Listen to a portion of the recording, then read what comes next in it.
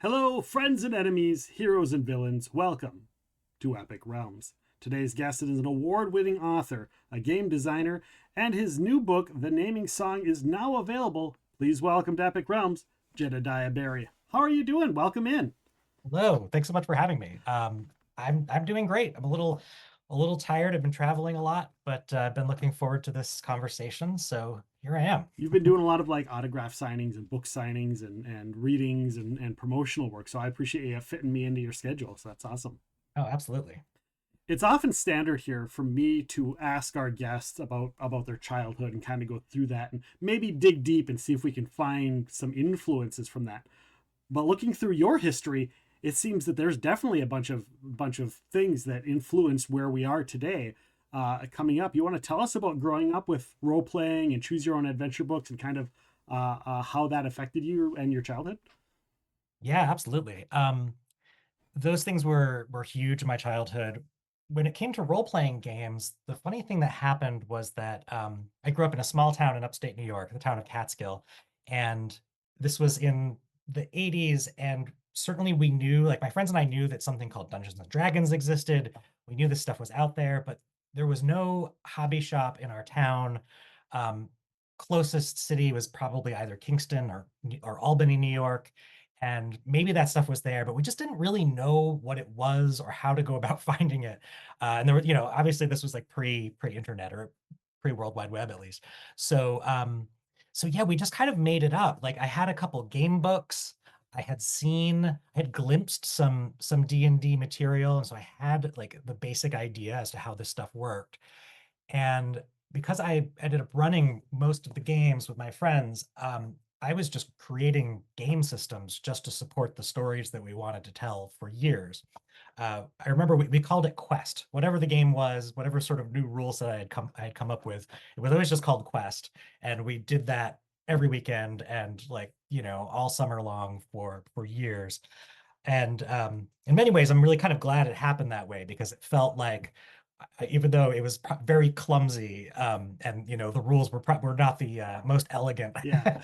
um, possible, but it was like feeling like kind of discovering and inventing and reinventing this stuff all at the same time. So yeah, that collaborative storytelling, that stuff is deep in my writing DNA. And certainly, yeah, choose your own adventure books, all that stuff. I mean, early like text adventure games as well were a big deal for me, playing Zork and things like that. You mentioned Zork. That's awesome. Yeah. Was that kind of stuff ever an issue when it came to school? Did it get in the way of school and learning, or was that not so much of an issue?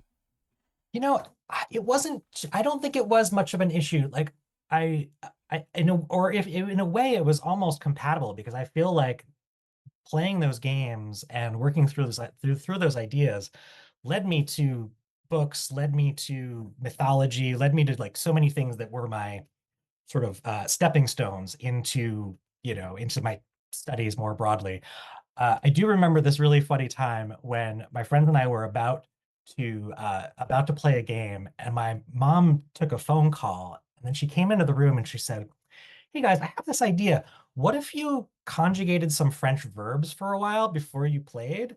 And this was like very strange behavior for my mom, but it turned out one of my friends, his mom had called and made the suggestion, and we were like, all right, Mrs. Ledoux, we'll do some French conjugations before we get to our before I get to the rest of our evening.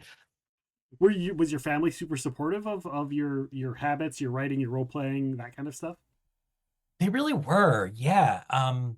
I my mom especially was super supportive. She really was like just a wonderfully creative person herself, and loved music and books, and my grandmother was kind of a storyteller as well. And uh I feel like I mostly dodged the satanic panic thing. Did have this one uncle who knew about like one teenager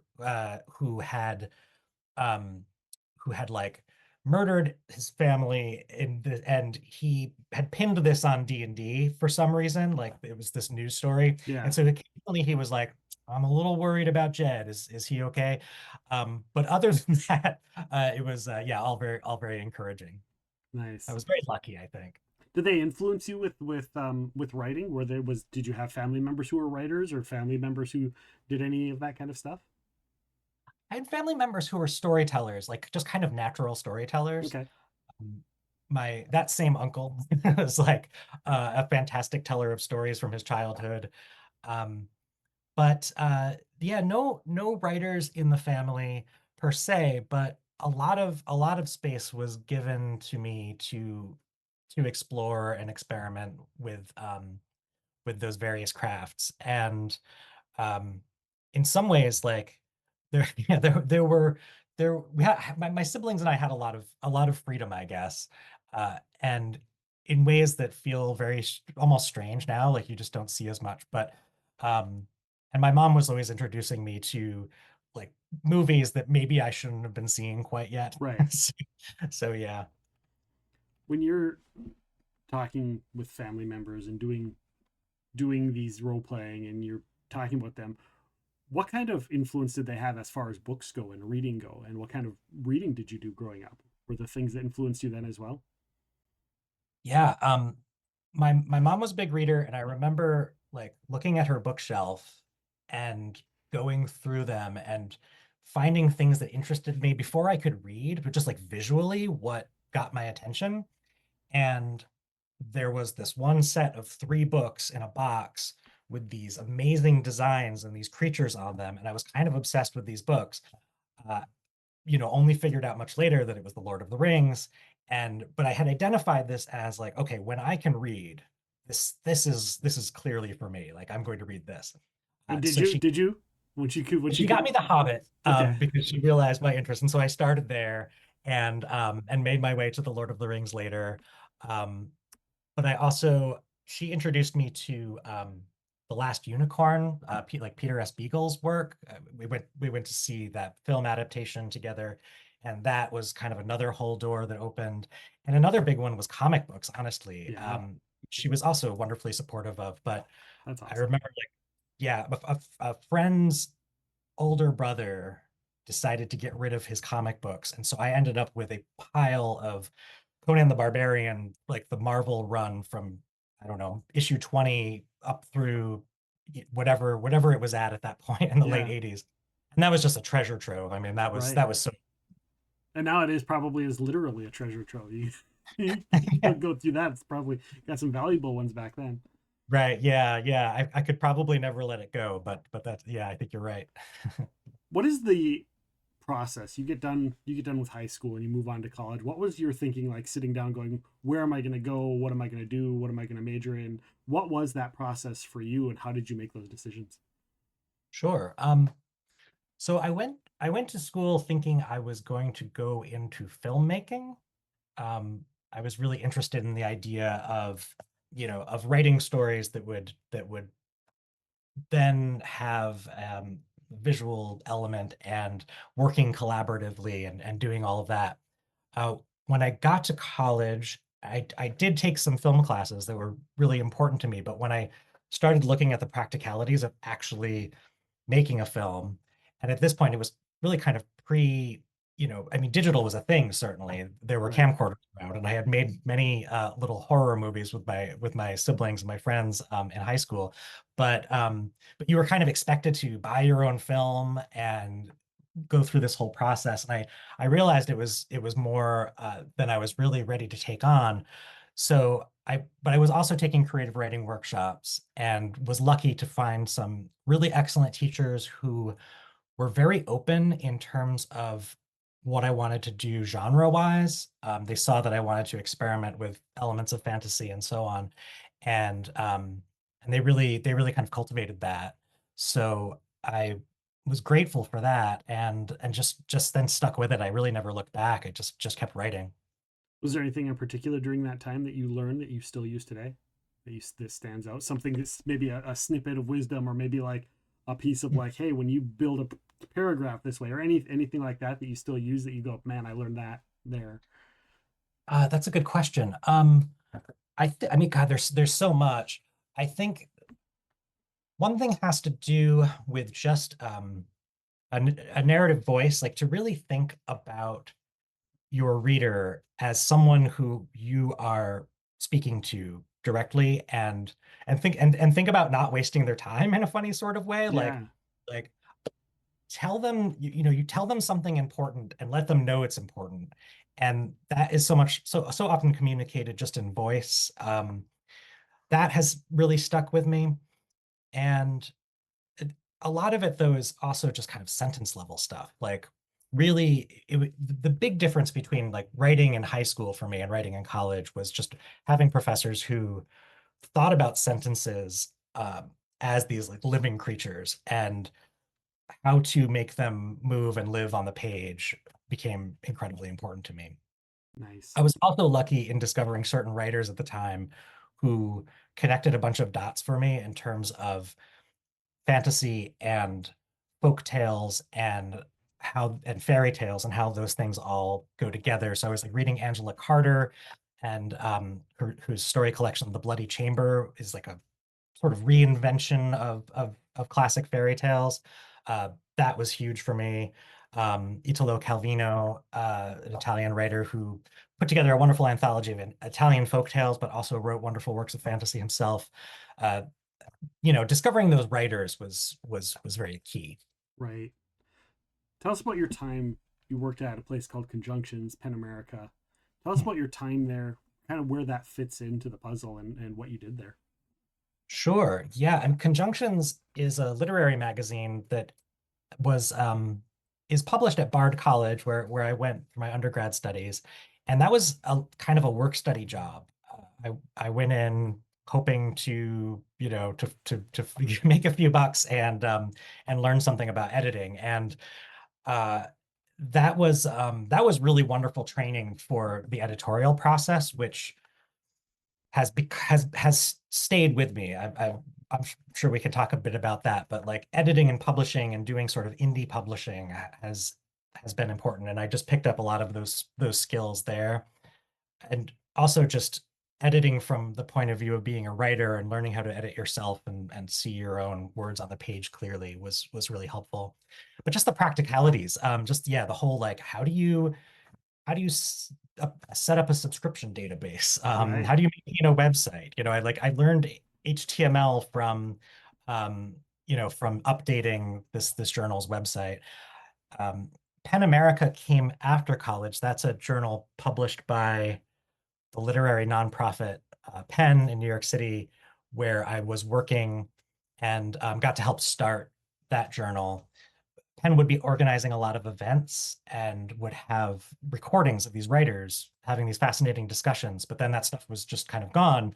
So we started by taking those recordings and turning them into transcripts and publishing those, and then soliciting writers to write things as well.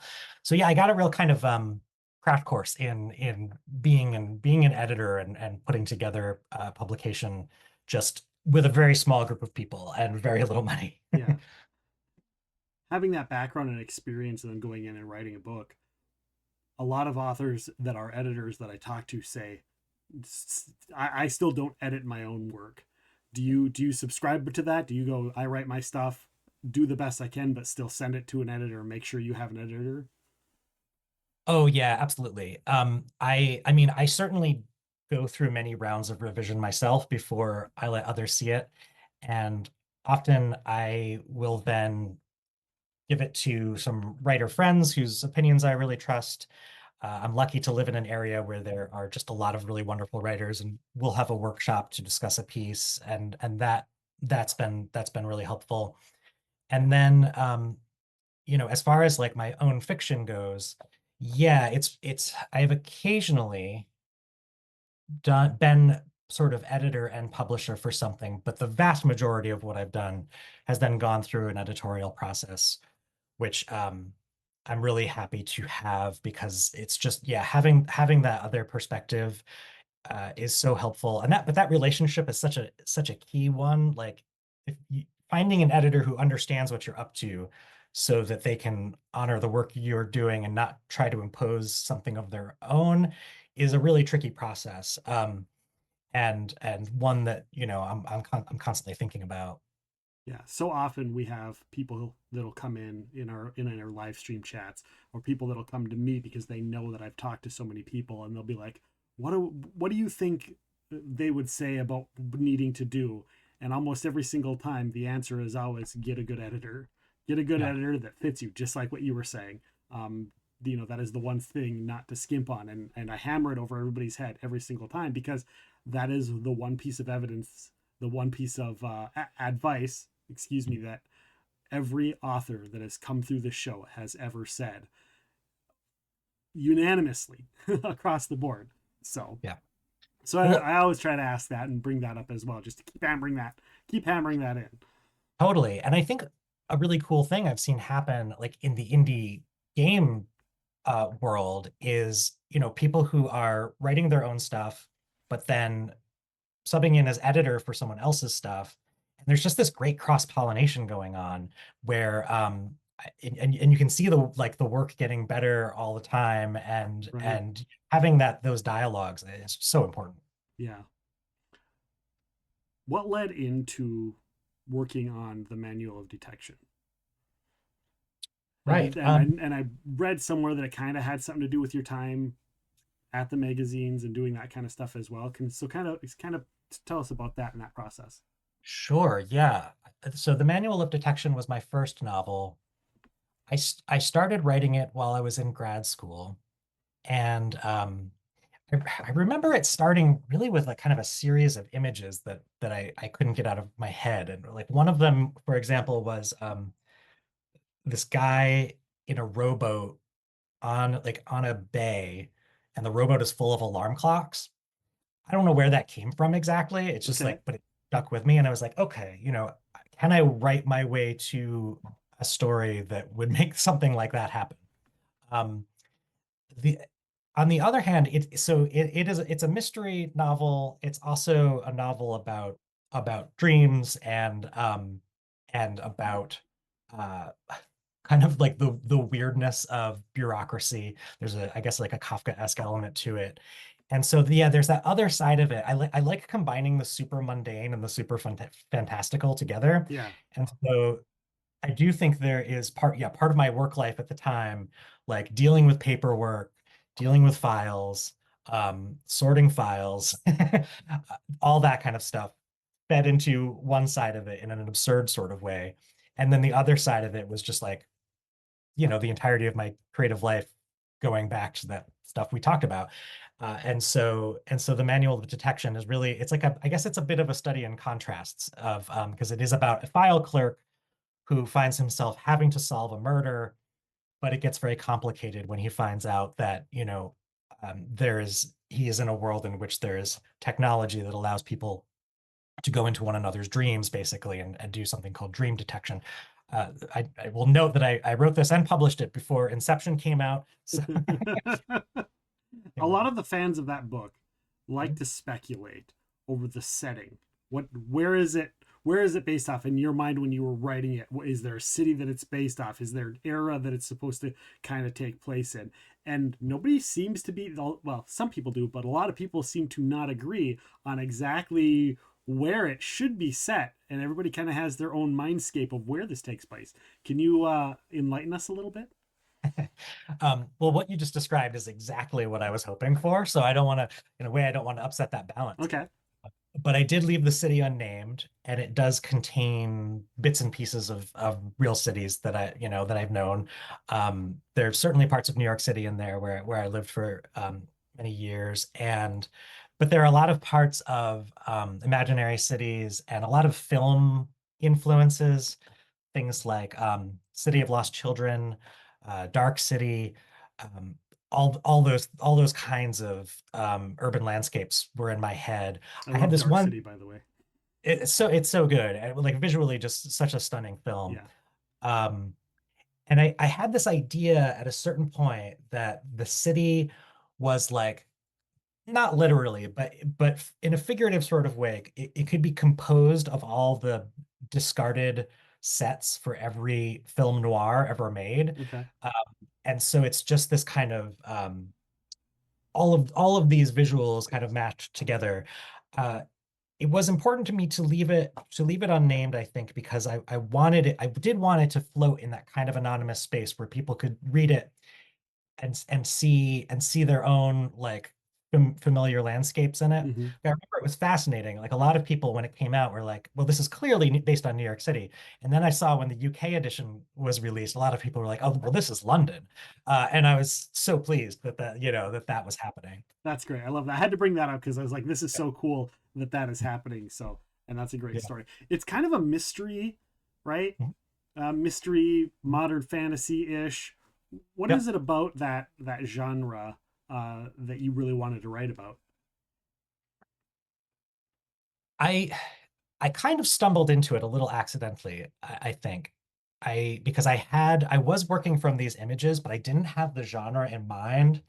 And then I got a little way into it, and for whatever reason, it seemed the natural thing to have this main character be put way out of his depth.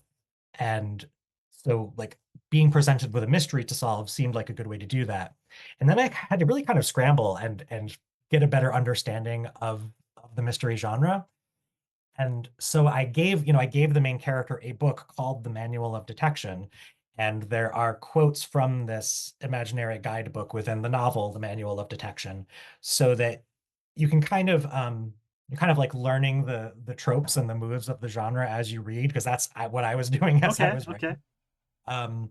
But I mean, I've come to love the genre so much, I think, for a couple of reasons. One, it's, at its core, there is this element of truth seeking. Like you have a quest, right? Like it goes back to those childhood activities of that were in those games, even though I wasn't thinking of those as mysteries. The seeking of the truth is a quest of sorts.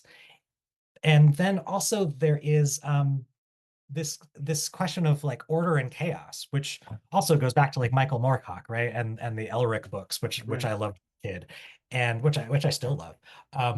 But the feeling that something has gone wrong in the world and someone has to set it right, but then what's even more interesting is what happens to that person, what happens to their sense of the world by engaging with it in that way, because inevitably they are changed and that sense of order never really comes back entirely.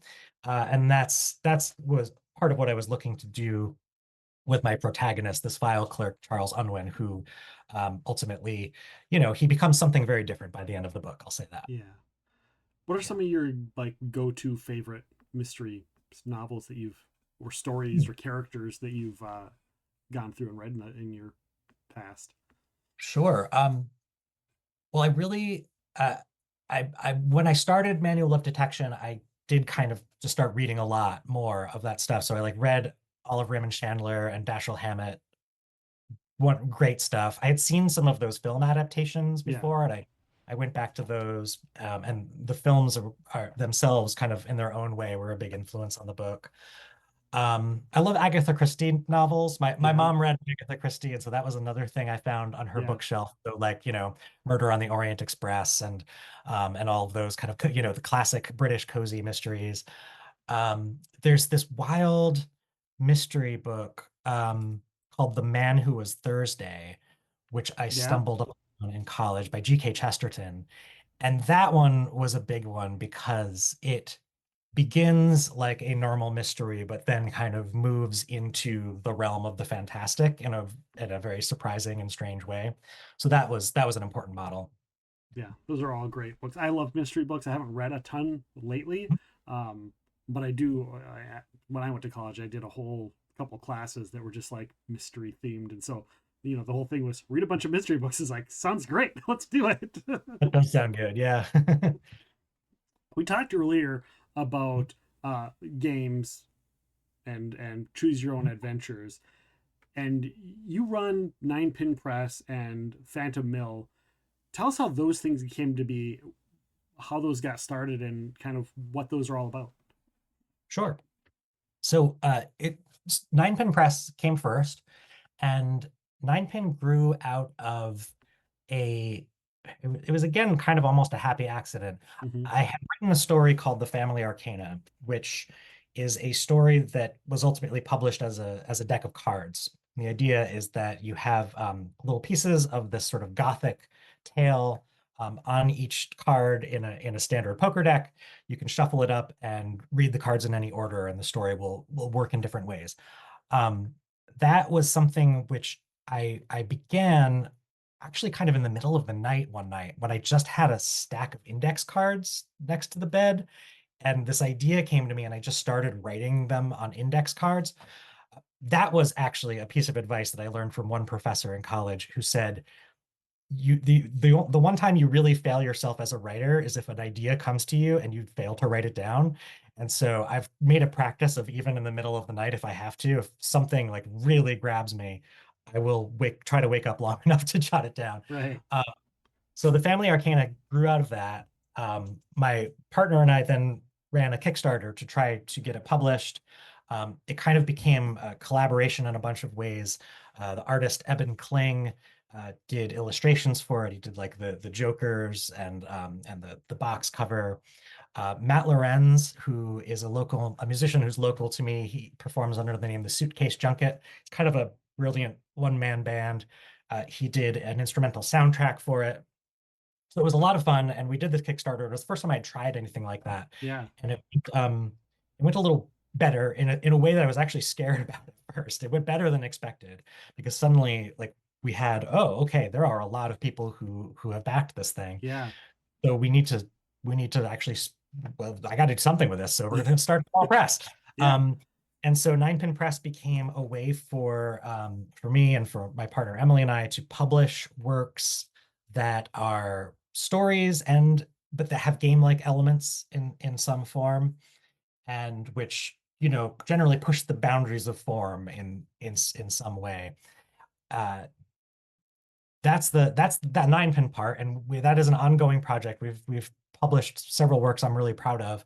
It's just us, so it's we're very slow. We put out Yeah. put out something once every year, once every few years. Um, Phantom Mill Games is an technically an imprint of nine pin, and this really grew out of my friendship and game design um, projects with a guy named Andrew McAlpine, who is a really fine writer and poet, and who again is like someone local to me. And we would play board games a lot for years, and we played role-playing games eventually, and then just had more ideas than we knew what to do with, and eventually started making games. So Phantom Mill has been the outlet for that stuff. So the role playing game that you kind of made as a kid, have you started putting that together and getting it set to publish or no? I found, I recently unearthed like a pile of my old notebooks from Yeah. that era, and I've dipped into it a little bit. There are some ideas in there that are kind of interesting that I'm intrigued by. Like the combat system is totally wacky. It's almost like a miniature choose your own adventure loop where you go through, you like decide like what kind of attack you want to make, and then you roll a die, and then it tells you what happened. Like it's nuts, but it could be fun to do something with that. I haven't yet. Yeah, I'd love to see that. It's really fun getting authors on to talk about like that have done role playing or even haven't, but when I want to do a role playing thing, Delilah S. Dawson did a book with a fellow author called The Tales of Pell, and she made a Pell role playing thing that she's done at a couple conventions where you just like pinpoint on the map, close your eyes and touch it. Okay, that's the story. Tell the story. Go. Just these fun little Yeah, things. And love that. so Yeah, I had to ask you if you were thinking about coming up with that and what some of those mechanics were. So I'm glad you mentioned that and tossed that yeah, out there. yeah, Are you yeah. I working on mean, anything lately, role playing games wise? yeah. I mean, so the most recent thing that Andy and I published is called The Valley of Flowers. It is a uh, kind of old school fantasy role-playing setting, kind of like sandbox adventure and setting all packed into one. Um, and that is kind of that was the first volume in a larger setting that we've conceived of that we are continuing to work on, and that has been immensely fun. Like the first things we did were sort of self-contained games with storytelling elements, but didn't require another system. And then kind of I I ended up in a game group with a local friend who's basically running, games using the basic expert set. I think he was using the basic fantasy rule set. And going back to that old style of role playing was, in a way, I was discovering what the other kids were doing back when I was making up games in the 80s, which was great to find out. Yeah. And also finding like, oh, this is something that I feel I could really get into in some way. Like writing for this system um, could could allow me to really sort of create the sort of adventures that I loved as a child, but like approach it from a new angle. And I quickly kind of caught up with how much was going on, like how many exciting things were happening in that Yeah. community scene. And so that's been just really rewarding to tap into that. Do you still game? Do you still role play in your personal life or play board games? Yeah, I do. Play board games pretty regularly. Uh, the the role-playing games in the last couple of years have consisted of a few local friends and kind of rotating out who's running things. And we've each now started releasing this stuff. My friend Ian Fontes May, who publishes under the You Can Breathe Now Games moniker, he's been doing these like OSR style pamphlet dungeons, which I've gotten to play as a play tester. Yeah. Um, and our mutual friend Brian Larkin, who is the one who actually ran that game that kind of first got me back into this stuff. He has published a bunch of stuff under Arcane Sword Press, and so it's been really interesting because I feel like it must have felt a little bit like it was back in the beginning, where like, okay, we're all playing each other's games, exploring each other's settings, and then also kind of helping each other through the process of actually getting it out into the world. What do you find as similarities or differences for you personally when you're writing a, say, novel versus writing for a board game or an RPG type stuff? What is the big similarities and differences you run across? Sure. I mean, the hardest part about writing fiction is that, you have to figure out, as someone who is always running games, figuring out what characters do was a big challenge because it was like, I'm used to having people at the table who are telling me what their characters are doing, and now Yeah. suddenly that's my responsibility too. Oh no. Um, so I mean, I guess that's kind of an obvious difference, but what has been interesting and surprising to me is how I've been able to borrow techniques from games um, and bring them into my fiction writing process. Yeah. And it so often has to do with like surprising myself and catching myself off guard because that's what I love as a game master. Like I Right. love when one of my players does something I don't expect. So I try to give my characters the same kind of liberties and give them the chance to surprise me. You ran ahead of me. That was going to be my next question. If you think that they help each Oh other yeah. out, or if there's crossovers. So Yeah, I mean, yeah, it's true. In a way, it's all kind of on a continuum for me, or right. these are almost like just pieces of a larger constellation. Um, with the role-playing writing, I find that I try to be really spare and really descriptive. I want to I think about it a little differently because it's more like providing a toolkit to someone else, right? Like I think of the person who's going to run this game, and I want to give them as much as possible, make it as generous as possible, and have it be as economical an experience as Mm-hmm. possible. So, um, in fiction, I might take a little more time stylistically to have like my own presence on the page, but with games, I'm thinking ahead to, okay, this is a collaboration, and it doesn't even just stop between me and one other person the way it would with a reader. It's me, it's the person running this game, and then it's the people at their table. And I love that like the end result is so many steps removed. Like Yeah. it's kind of liberating in a way because it's like, well, here you go. I don't know what you're going to do with this, but have fun. Do you find a lot of crossover between your audience? Somebody who plays your games, reads all your books, people that read all your book play your games as well. Some, it's only. it's only since it's only in the last couple of years that I've really started uh putting games out in in a public sort of way, right? Like I've been Right. doing this stuff with my friends for Yeah. decades, but having a new novel out now is kind of the first time where I'm finding out if that's the case. And so far, I think I am seeing a little crossover. I mean, part of it in running my own small press, I can see people who are interested in the Valley of Flowers, but are also going and discovering the family arcana. Right. Um, and so that's been nice to see. Uh, how, whether that will continue, I don't know. I hope so. I hope that people will see the connection, because there are themes in common with all this stuff, and I do like to think that it paints a bigger picture. Are there thoughts to do like you do a book and then you'll let's put a game that ties into the book and then release it? I have thought about that. I have so many like ideas that I've entertained and can't decide which way to go. Like, what if I wrote a novel that was, set in a high school, and like all the bullies have stat blocks? There's so many ways that I think this could be pursued. I I love obviously I love stuff that has that crossover, that has some sort of interactive element.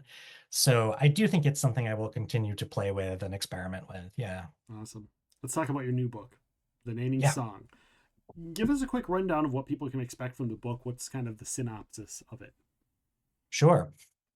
So the naming song is set in a world following an apocalyptic event which took language away.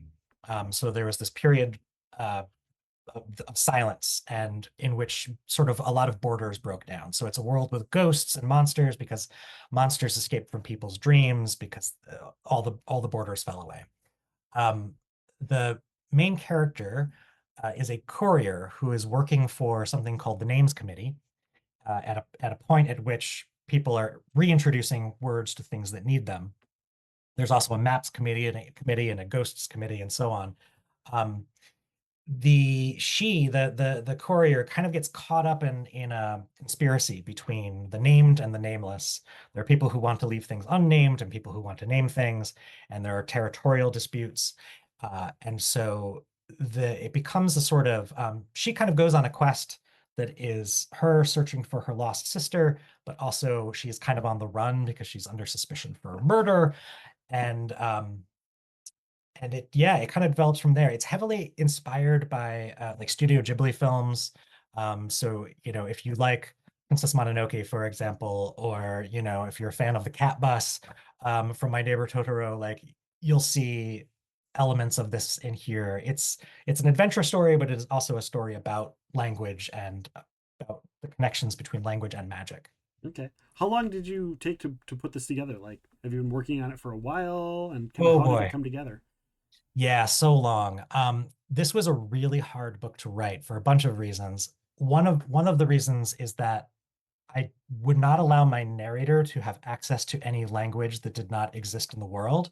So it's written, and this is kind of a game-like element, at least in the creation of it. It's written in such a way that the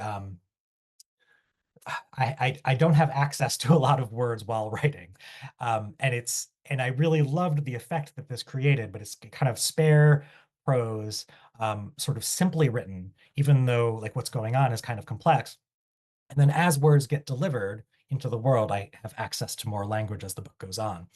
So yeah, I spent a very long time on this book. I think about 13 years. Obviously, I was doing a lot of other things while working on it, but I've had a long relationship with this book, and I'm like so excited that it's out into the world now. When you were first coming up with it at the beginning, was it just kind of like an idea and then you slowly worked on it? Or was it like you were working on it the entire time pretty religiously? Hmm. It came out of this idea. I had like a working phrase for it, which was post-apocalyptic Alice's Adventures in Wonderland on a train.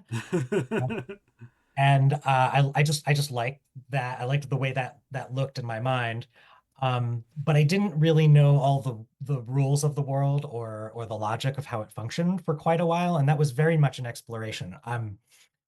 People talk a lot about world building, and while I'm comfortable with world building in role-playing games, in fiction, I think I prioritize story and character, and so the world is kind of amorphous for a while until Yeah. I figure out the story I want to tell. And so those things all developed together, and it took me, yeah, it took me a while for it to click into place. And then once it did, the writing process became much easier. Do you like put together an outline? And was this different from your normal process? Yeah, as I've said sometimes, I'm kind of an obsessive outliner, but I'm also an obsessive destroyer of outlines because I'll plan ahead, but then inevitably once I get on the page, and it goes back to that thing about surprise. Like Yeah. if I just follow an outline and write it out, it's like the life drains out of the story for me. So I have to shake it up as I go. I have to do something that surprises me as the writer. And so when a character suddenly has an opportunity to do something that I didn't anticipate, I let them do it. And then I care about the story again and I'm invested again. And then I have to go scrap my outline and recreate it. Yeah, so it's a process. So you say, years of putting this book together. Yeah. What got it to the point where you would get it published, get it to the publisher, find somebody, because, it's been a while that you've been working on this. Did Yeah. other things in your life help that fall into place, or was it just there from the beginning?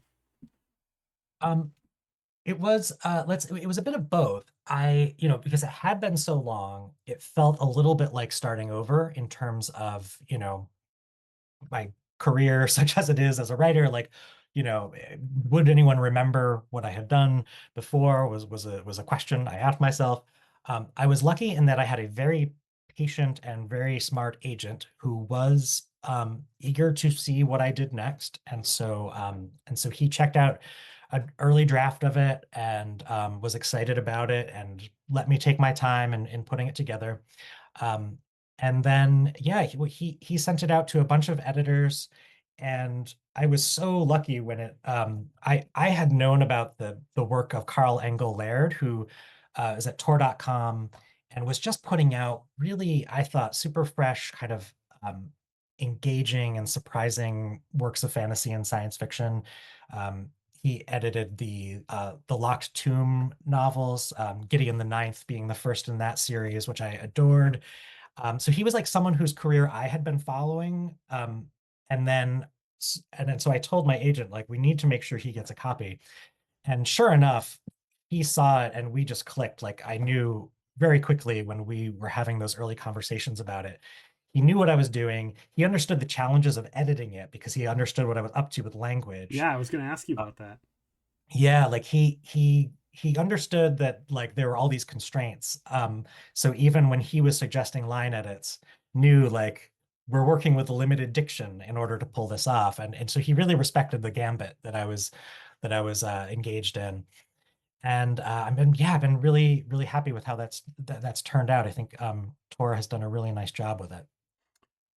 Do you think that that's going to come across to an audience? Say somebody picks up the book and they start reading it and they're like, "Why does this look so strange?" Or do you think they'll get it? Will it easily be able for them to catch on as a reader to go, "This is what they're doing"?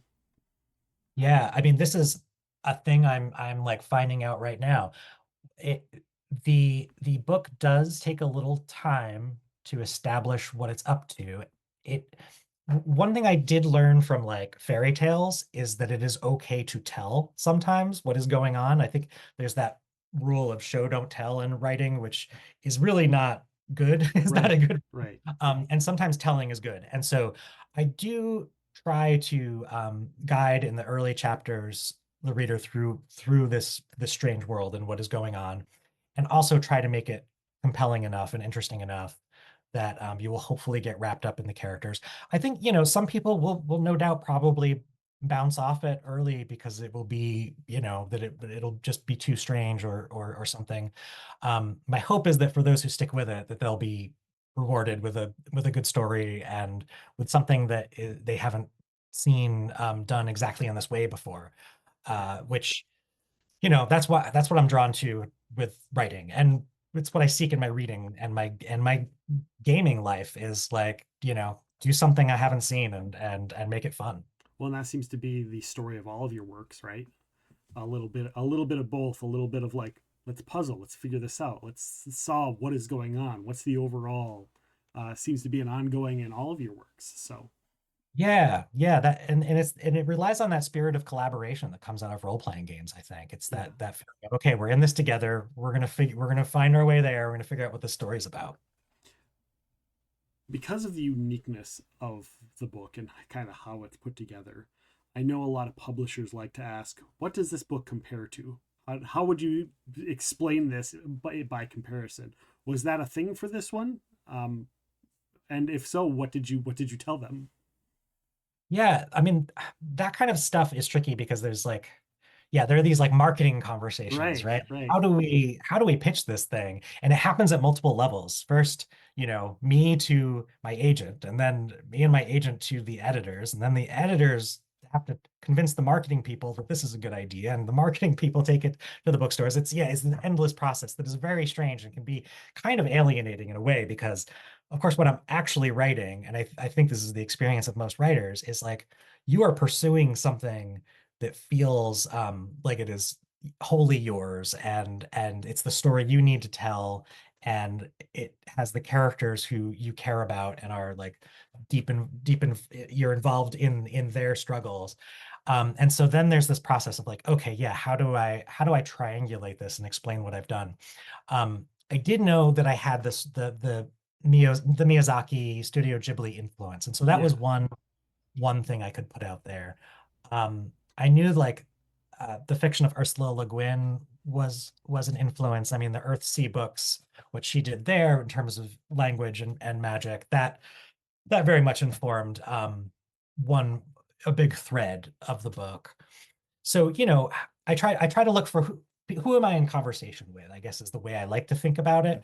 And I could say, okay, I'm having a conversation, whether they care or not, with Le Guin, with Miyazaki, um, and with a handful of others. But then yeah, the process kind of gets more complicated from there. I think they settled on like the publisher settled on maybe Guillermo del Toro and Miyazaki. Those are the two that they pitched out there, and that's great. There are monsters in it, and so yeah. I think the Del Toro connection makes sense. I like Le Guin just because Le Guin is my favorite author of all time. She got me. I wouldn't be who I am today if it wasn't for Le Mm. Guin. So, Oh, amazing. role Yeah, yeah, playing and everything that's on that. yeah. So good. What kind of projects? You worked on this particular project for so long. Are you looking to the future? Are you currently working on another book? Do you have projects in the works that you're like, now that that's done, I've got all these other ideas I want to put together? I do. So I mentioned, of course, the Wilden Drum campaign setting, which will be continue to be a work in progress.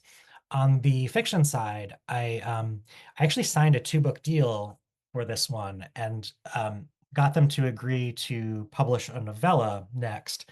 And I'm happy to report that after spending, yeah, 13, 14 years on one book, I wrote this next one, though shorter, but still, I wrote it in like a matter of months. And so that is already kind of in the editorial process at this point. I can't talk about it too much yet, but Yeah, I will yeah. say it goes back to some of those. I mentioned the Conan the Barbarian comics. It goes back to the sort of sword and sorcery genre more than mystery and more than Okay. sort of fantasy broadly. So that I'm super excited about, and there will hopefully be um, more in that world that I'll get to do. So I'm trying to think if I can say more about it, but I'll say that, It's okay if you can't say. Just say I yeah, can't say yeah, more, and yeah, I'm yeah, good with yeah. that. It's But yeah, standard practice. I don't want you there's more getting in content, trouble more to either. do. Right. Thank you. Yes. It's tricky because I'm like, oh, I'm excited about this. And it's like the thing that I'm Right. When spending you're time with excited, right you want now. to talk about what you're excited about. I do. I do. But yeah, all to come. That's great. People can definitely go and check that out. You've got some upcoming appearances as well. So if people want to check you out at the live appearances, come say hi, pick your brain on things. Tomorrow you're going to be at Flyleaf Books in Chapel Hill, North Carolina, and that's tomorrow, October 8th. That's the day that this podcast drops, so it would be today for anybody listening to the podcast. You're going to be October 28th at the Harvard Bookstore with Holly Black, and that's going to be in Cambridge, Massachusetts. You're also going to be October 17th through the 20th at the World Fantasy Convention in Niagara Falls. So That's right. that's going to be that's like a couple of days. So that should be a lot of fun. Yeah, I love those conferences. And I'll be on at least one panel there. That'll be great.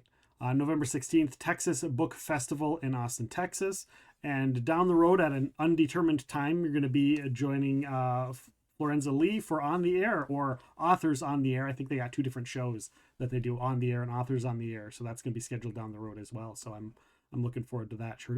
Her stuff has been really good. I've been catching some of it lately. So Yeah, same. I'm excited for that. awesome. People can find you online, uh, Instagram at Jedediah Berry, Blue Sky at Jedediah Berry as well, thirdarchive.net, ninepinpress.com. Did I got all those right?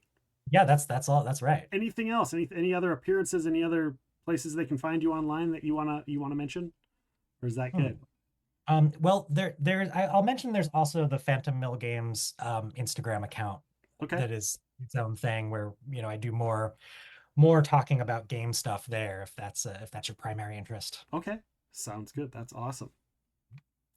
Everybody listening to the podcast, thank you so much for being here. People in the live stream, please stick around. If you have any questions, throw them up in the live stream chat and we will answer your questions in just a little bit. But first, coming up live October 21st, the voice of Commander Shepard from Mass Effect, Mark Meir, is going to be joining us. He's an amazing voice actor and role player. He can be found currently GMing on the Call of Cthulhu YouTube page and everything there for Chaosium Games. He also ran recently at a convention a Baldur's Gate 3 RPG where we had all the voice actors from Baldur's Gate 3 and he was the GM for that. So everything I've seen on that has been awesome. Definitely go and check that out. Again, he's going to be joining us October 21st. That podcast will be available on the 22nd. Also coming up, Leanne Merciel is going to be joining us, amazing author from the Pathfinder Tales books. Author Jennifer Brozek is going to be joining us, board game designer Scott Rogers. So please stick around. Go ahead, click all those buttons, follow, subscribe, rate, review. Those ratings and reviews really do help us and they help our guests. So, for Jedediah Berry, I am Nick. Make sure to go and check out the naming song out anywhere you get your books. And thank you so much for listening to Epic Realms.